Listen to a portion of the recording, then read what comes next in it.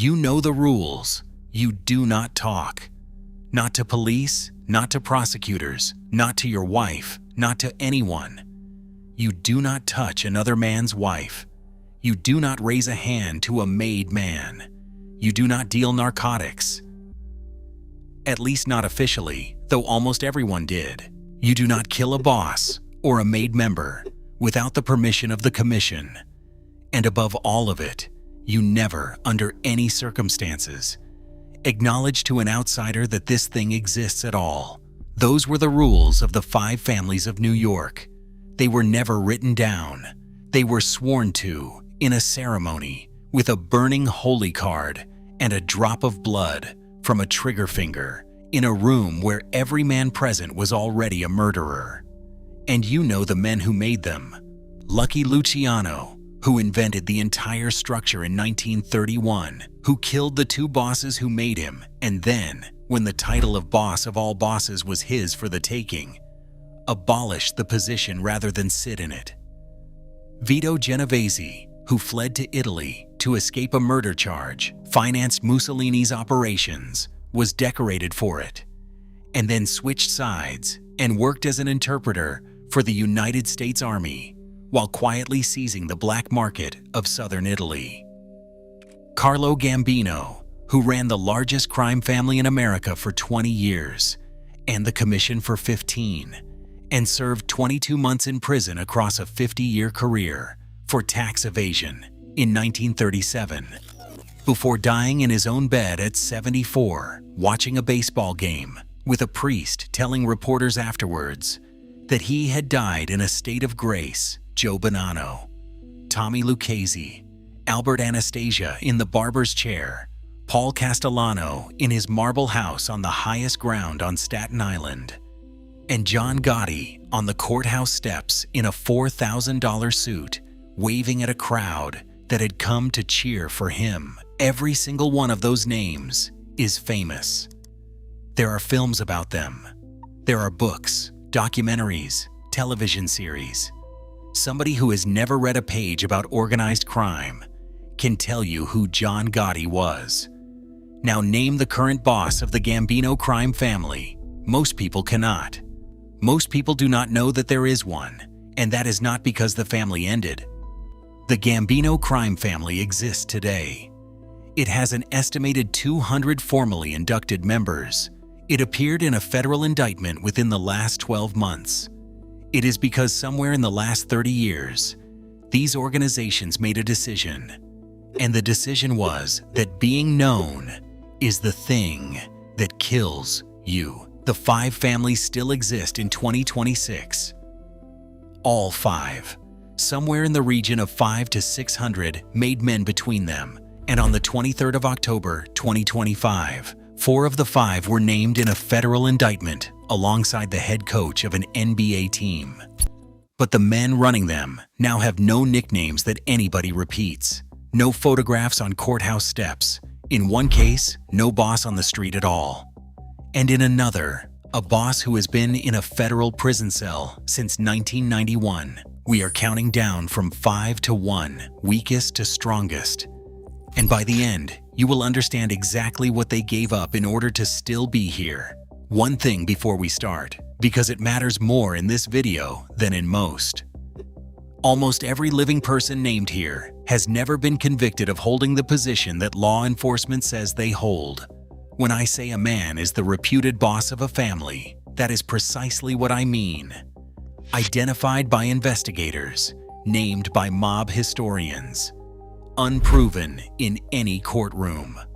Where something is an actual conviction, I will say so. Number 5, the Colombo family.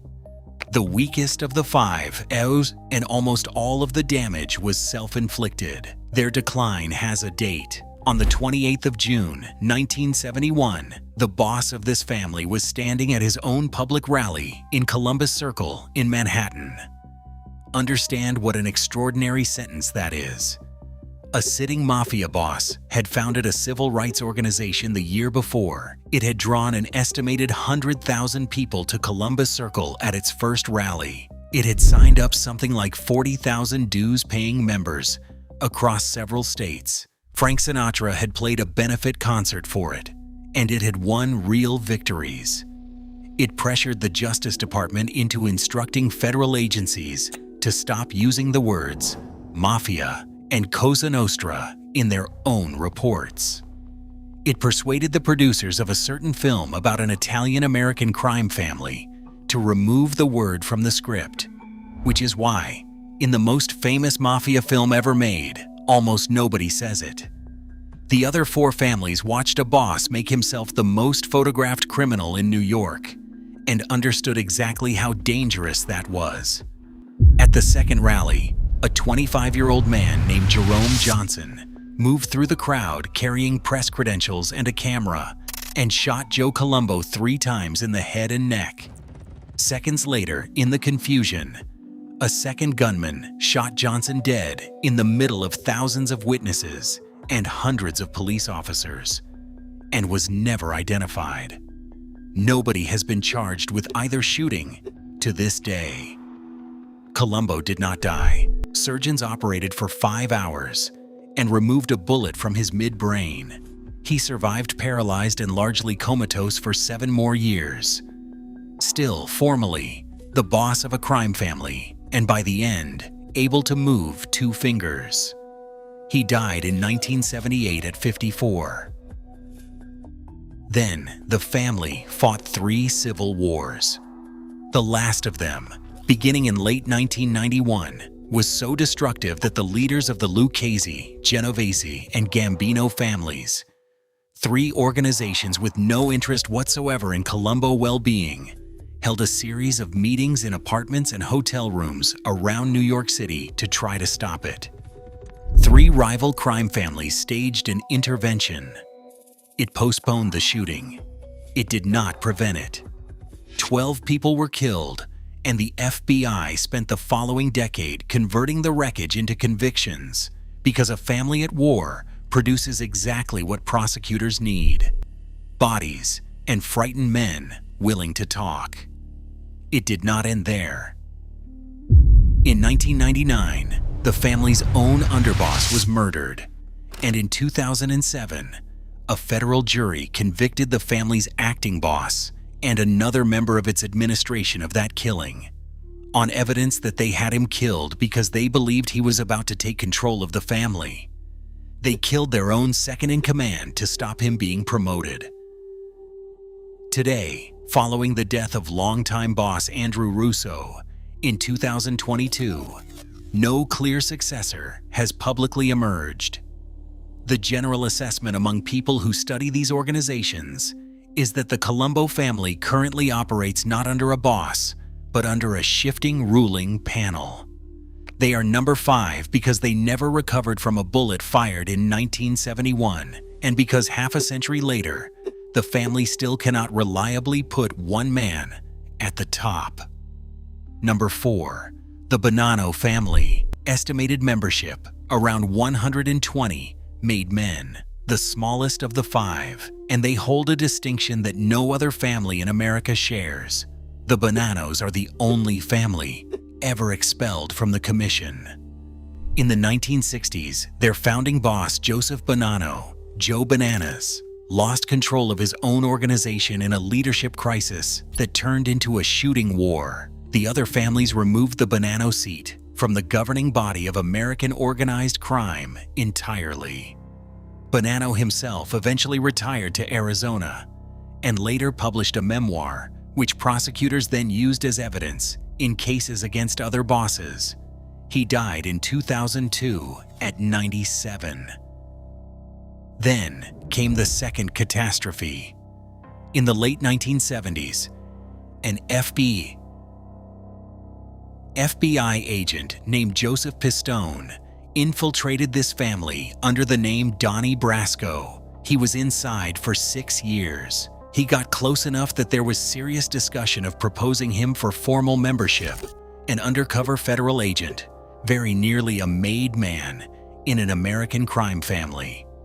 When the operation ended and the government pulled him out, the fallout inside the family was severe, and one of the captains most closely associated with him was murdered. Fediol his hands removed as a message. It became one of the most famous films in the genre. It also cost the Bonannos another decade. The reputed boss today is Michael Mancuso, identified as leading the family, following his release from prison in 2019. The reputed underboss is John Spirito. The reputed consigliere is Ernest Aiello, who, as of the most recent reporting available, was under indictment. They were also among the families named in the October 2025 poker case. So, 40 years of rebuilding after being thrown off the commission and infiltrated by a federal agent, and the family's reputed number 3 is facing charges. Number 3, the Lucchese family. And this section contains the single strangest fact in this entire video. The official boss of the Lucchese crime family, according to law enforcement, is Victor Amuso. Victor Amuso has been in federal prison since 1991. He is serving a life sentence. He has been incarcerated for 35 years, and investigators still identify him as the family's official boss, with an acting boss on the street running day-to-day operations on his behalf. A man has been in a federal cell since before the Soviet Union dissolved, and the position has never opened. There is a cold logic to it. In that world, a boss holds the title until he dies or formally surrenders it. And a boss already serving life without parole cannot be threatened with anything the government has left, and there is no leverage to apply.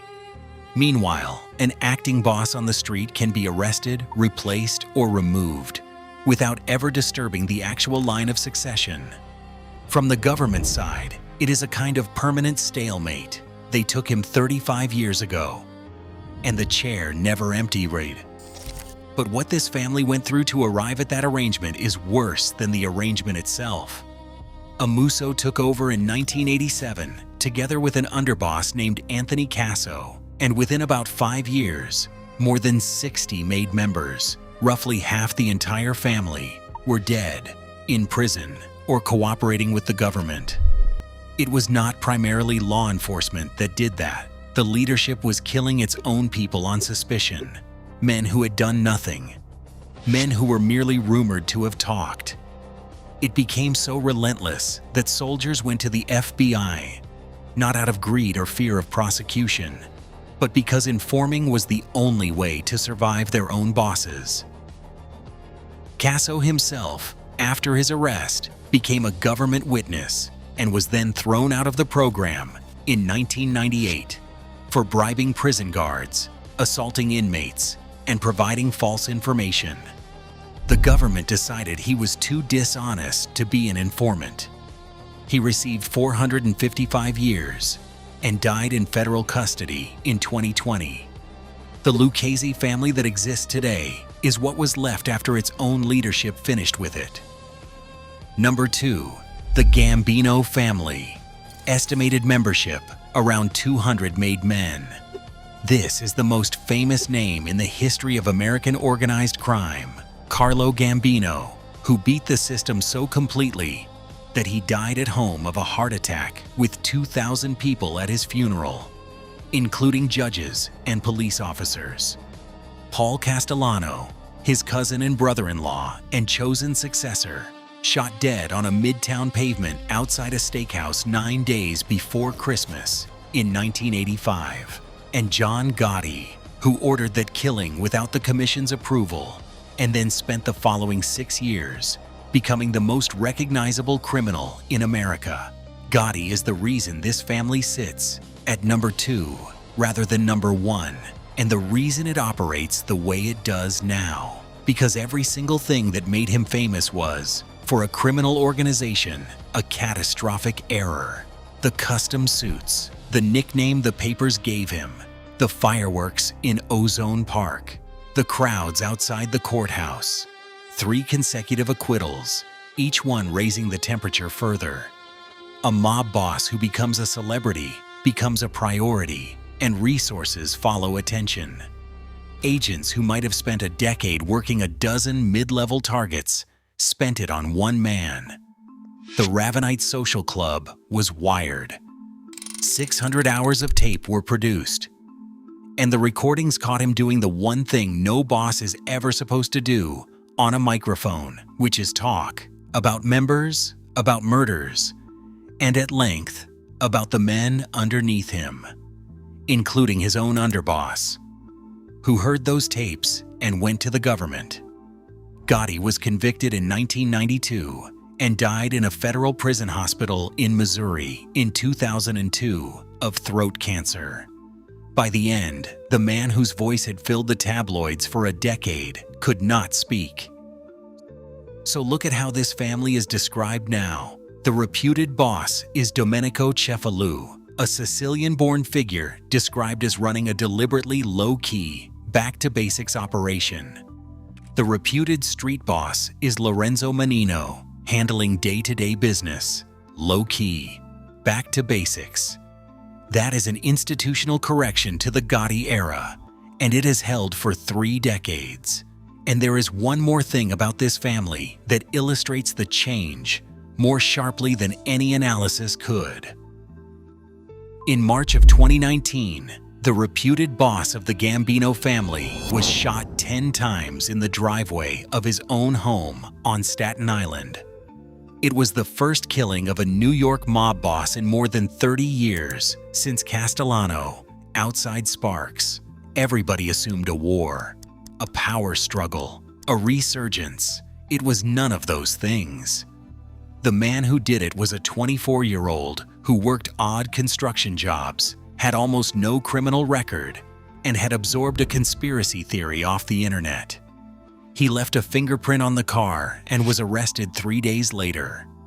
And the Associated Press, reporting the killing, described the victim as having died a virtual unknown compared with his swaggering 1980s-era predecessor, the custom-tailored tabloid regular, John Gotti. They had spent 17 years making themselves invisible. It worked. That was the problem. Number 1. The Genovese family. Estimated membership, around 220, made men. The largest of the 5, and by most assessments the most powerful, as it has been, on and off, for the better part of a century. This is Luciano's original organization. The one he took from Joe Masseria in 1931 when he sat down to lunch with his own boss in Coney Island and excused himself to the bathroom. The one Frank Costello inherited when Luciano was deported. The one Vito Genovese seized by force in 1957 by having Costello shot in the lobby of his own apartment building. And it is number 1 because it worked out, before anybody else, what was actually going to destroy them. Racketeering law was written to prove 3 things: that an enterprise exists, that it has a hierarchy, and that a man at the top of that hierarchy directed it. It was designed to convict organizations rather than individuals, which means the boss is the target. The boss is the single point of failure. Vincent Gigante's answer was to make the boss impossible to locate. He did it in 3 layers. The first was a decoy. For much of the first half of the 1980s, the man the world believed to be running the Genovese family was Anthony Salerno, a cigar-chewing figure who looked exactly like what people expect a mob boss to look like. It was only when a lieutenant defected and testified that prosecutors confirmed Gigante had been the real head of the family the entire time. The second layer was the performance. Gigante spent nearly 25 years appearing in public unshaven, in a bathrobe and slippers, wandering the streets of Greenwich Village, mumbling, shadowboxing at nothing. Between 1969 and 1990, he checked himself into psychiatric hospitals more than 20 times. His own family described him as mentally ill. Whenever prosecutors closed in, his lawyers argued he was not competent to stand trial, and for over a decade, it worked. The third layer was discipline. He almost never used a telephone. He forbade members of his own organization from speaking his name out loud anywhere. When they needed to refer to him, They touched their chin or made the shape of a letter C with their fingers. The act finally collapsed in 1997, partly on the testimony of a rival family's underboss, who told the court Gigante was entirely sane. He was convicted, and in 2003, he stood up in a courtroom and admitted he had faked mental illness for a quarter of a century. Witnesses described the mumbling simply stopping. He chatted with his son. He shook hands with the lawyers. He told the judge, "God bless you." But by then, the family had already gone one better than he had. According to the United States Department of Justice, when Gigante was incarcerated in 1997, leadership of the Genovese family passed to a committee referred to in federal filings as the administration, not a boss. A panel. Prosecutors described exactly what it did. It represented the family in dealings with the other families of the American Mafia. In the year 2000, one of its members attended a commission meeting of all 5 New York families on the family's behalf. And in that same year, the committee was impaneled for a specific purpose: to determine whether to commit a murder in the name of the enterprise. They put a killing to a vote. Stop on that, because it undoes everything you think you know about this world. Every image anyone has of the Mafia assumes one man at the top, the Don at the head of the table, the ring, the single voice that decides who lives. That is the entire dramatic architecture of the thing. It is also, from a prosecutor's perspective, its greatest weakness, because a structure with one man at the top can be beheaded. So this family removed the head. Today, law enforcement identifies Liborio Bellomo as the official boss, with a street boss and an underboss beneath him. Identified, not convicted.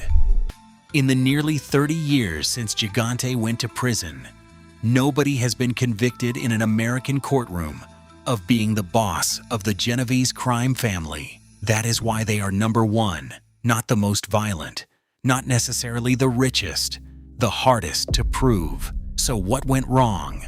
The uncomfortable answer is, nothing did. All 5 families are still here, 5 to 600 made men. Identified leadership in 4 of the 5. Active enough that in October of 2025, federal prosecutors in New York unsealed indictments charging more than 30 people, including alleged members and associates of the Genovese, Bonanno, Gambino, and Lucchese families, alongside Chauncey Billups, the head coach of the Portland Trail Blazers, and Damon Jones, a former NBA player and assistant coach. They survived RICO. They survived the commission trial in 1986, which convicted the leadership of American organized crime in a single courtroom. They survived Valachi, Gravano, Donnie Brasco, and the deaths of every man who built the thing. But look at what that October indictment was actually about. Not the concrete industry of New York City, not the garbage carting of Long Island, not the garment district, the waterfront, the trucking, the construction unions, or the Fulton Fish Market, the arteries these families once taxed, where the real money always was. Poker games, rigged, according to prosecutors, using altered shuffling machines that could read the deck, hidden cameras, X-ray technology, and sunglasses that allowed conspirators at the table to see the backs of the cards. Participants were allegedly defrauded of at least $7 million, with members of 3 families using threats and intimidation to make sure the losers paid. $7 million, split across 4 crime families. From cheating at cards, set that against what a single family was estimated to move through the construction industry alone in the 1980s, and you have the last 40 years of this story in one figure. Here is what actually happened, and it is not what most people assume. The rackets were not taken at gunpoint. Most of them were regulated away under federal monitorship or quietly bought up by publicly traded corporations that now perform exactly the same consolidation legally, with shareholders and quarterly reports.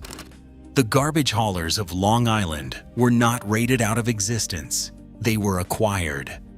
And in response to the law that was built to destroy them, these organizations made themselves smaller, quieter, and much harder to describe. They stopped producing famous men. They stopped putting one identifiable person at the top. They started settling disputes without bodies, because a body brings a homicide detective, and a homicide detective brings a federal task force. It worked. The 5 families survived by becoming something nobody would make a film about. You know the names of the men who built this thing: Luciano, Gambino, Genovese, Castellano, Gotti. You cannot name a single man running it today. That is not a failure of the organization. That is the entire strategy.